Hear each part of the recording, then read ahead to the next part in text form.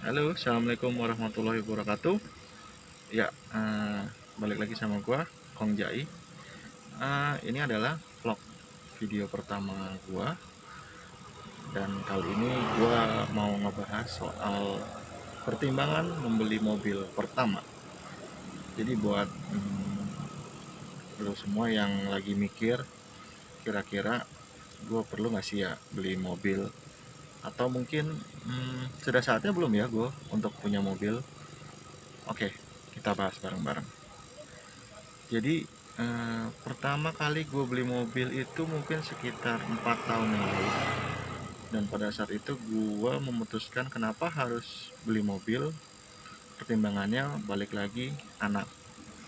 Karena waktu itu gue udah punya baby, yang mana kalau gue harus bepergian jauh bawa anak baby naik motor, gue mikir sih belum hujan, panas dan segala macam, itu juga jadi bahan pertimbangan gue, kayaknya udah saatnya deh gue beli mobil. Nah, tapi beli mobil nggak segampang itu sebenarnya.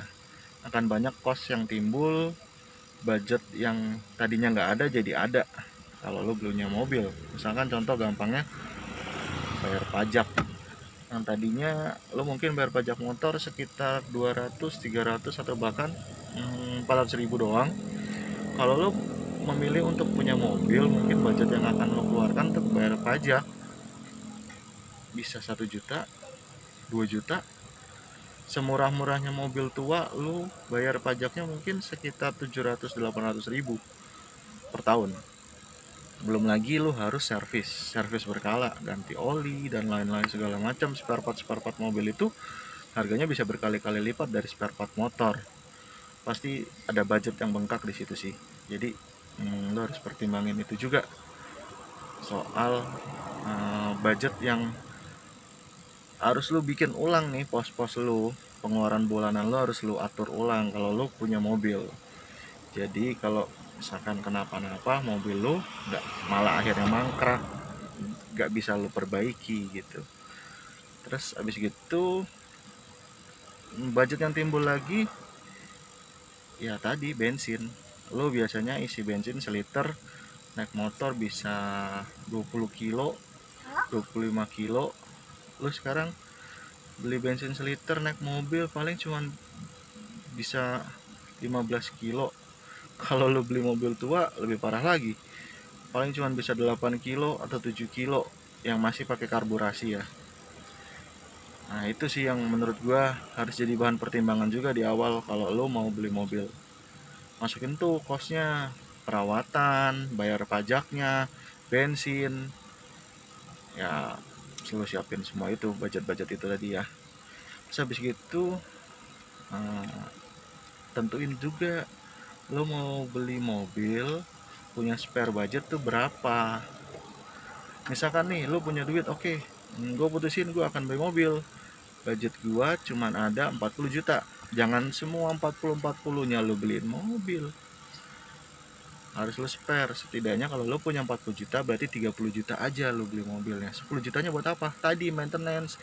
Lo beli mobil bekas nggak pasti langsung lo pakai, lo harus ke bengkel dulu, minimal lo ganti semua oli-oli yang ada di mobil itu, oli mesin, oli gardan, oli transmisi, minyak rem, itu lo harus servis semua, lo harus ganti juga, nggak bisa langsung lo pakai. Nah si 10 jutanya untuk tadi tuh servis, perbaikan-perbaikan kecil yang harus lo lakukan sebelum lo pakai mobil itu. Jadi kalau lo tadi punya budget 40 juta, ya lo spare 30 juta. Nah nanti next video gue akan kasih rekomendasi mobil-mobil apa aja sih budget 30 juta ke bawah. Oke. Nah, setelah lu tentuin budget lu punya lu udah milih nih. Oke, gue punya budget 40 juta, 30 jutanya akan gue pakai buat beli mobil. Nah, 30 juta ini lu cari mobil kan yang seharga itu. Terus gimana sih cara nyarinya? Oke, cara nyarinya gini. Kalau gue waktu itu paling gampang adalah gue buka aja OLX contohnya. Gue buka OLX, gue filter tuh dari harga 1 juta sampai maksimum 30 juta gue filter. terus gue filter kayak gini nih contohnya nih. Nih nanti gue tampilin. Nah filter gini, terus habis gitu lu pilih harga yang paling murah dulu di awal. Harga yang paling murah dulu di awal lu pilih. Nah terus nanti misalkan lu tertarik nih, ada satu mobil yang gue kayak tertarik nih sama mobil A. Misalkan contoh gue tuh pertama kali mobil gue adalah Mazda 323 Elite tahun 87. Gue waktu itu beli mobil itu cuma 12.500.000. Oke, gue tertarik nih sama nih mobil. Oke, gue keep, gue kunci nih mobil, terus gue join dulu di komunitas online-nya, kayak di Facebooknya. Kalau misalkan ada Instagramnya lebih bagus, tapi biasanya sih mobil-mobil tua tuh ramainya di Facebook ya. Lu join dulu komunitas Facebooknya, lu cari tahu nih plus minusnya mobil ini tuh apa, terus kira-kira masalah yang sering timbul dari mobil ini tuh di mana aja, lu cari tahu. Terus spare partnya gimana nih, cara dapatnya tuh gampang atau enggak, mahal atau enggak, sulit atau enggak. Lu join dulu tuh komunitasnya. Setidaknya 1 sampai 2 hari lu pantengin tuh komunitasnya. Lu pantengin komunitasnya, lu baca, lu scroll ke atas-atas ya. Lu scroll, lu cari masalahnya tuh apa sih biasanya nih mobil, ya kan? Setelah itu, selalu join komunitas-komunitasnya. Oke, lu udah tentuin nih, oke mobilnya ini nih gue cocok nih. Kayak contoh misalkan gue waktu itu ngambil Mazda 323 Elite. Oke, gue cocok, budgetnya masuk nih di gue nih. Karena budget gue waktu itu cuma 20 juta, gue cuma punya duit 20 juta, tapi gue pengen punya mobil. Gitu doang. Oke, akhirnya gue spare, gue belinya 12.500.000 aja. Setelah itu udah nemu nih. Oke nih gue cocok sama ini mobil.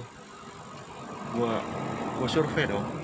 Tadi setelah 1-2 hari gue pantengin komunitasnya ya, oke kayaknya cocok nih, spare partnya murah, kanibalannya masih banyak, gak banyak masalah nih mobil, gak banyak rewel. Oke, survei, kita langsung ke lokasi buat cek mobil, ya kan. Nah, mungkin di next video gue akan kasih tahu detail-detail gimana caranya inspeksi mobil tua, gimana caranya ngecek mobil tua. Karena ngecek mobil tua itu nggak segampang lo beli mobil second yang usianya baru 7 atau mungkin 10 tahun. Tapi kalau lo kayak beli mobil kayak gue gitu tahun 87, itu usianya udah 30 tahun lebih ya. Udah 36 tahun. 36 tahun cuy. Itu mobil usianya udah 36 tahun. Oke, lebih tua dari gue juga tuh mobil. Nah itu nggak segampang lo beli mobil bekas yang usianya baru 5 tahun. Itu banyak banget yang harus lo perhatiin. Jangan sampai justru biaya perbaikannya lebih mahal daripada lo beli mobilnya itu. Nah nanti insya Allah next video gue bakal jelasin itu tuh secara detail gimana caranya inspeksi mobil tua. Oke, sampai situ tadi. Setelah lu datengin, lu survei, lu cek secara detail tuh mobil-mobilnya. Nah, gue juga mungkin akan bahas nanti gimana sih mobil-mobil tua ini bisa dipakai daily rutin, bisa dipakai secara harian tanpa rewel, nggak pernah mogok dan nggak bakal nyusahin lo. Nah itu ada tips and triknya juga, nanti gue akan kasih tahu. Seperti gue sekarang pakai Mazda 626 Capella tahun 88 manual, itu gue pakai harian. Udah gue pakai ke Puncak udah berapa kali, udah gue pakai ke Cirebon, udah gue pakai ke Bandung, kemanapun sama anak dan istri gue. Alhamdulillah so far tuh mobil nggak pernah nyusahin, nggak pernah rewel, asal perawatannya itu sesuai. Nanti gue akan kasih tips and triknya, insya Allah di video selanjutnya.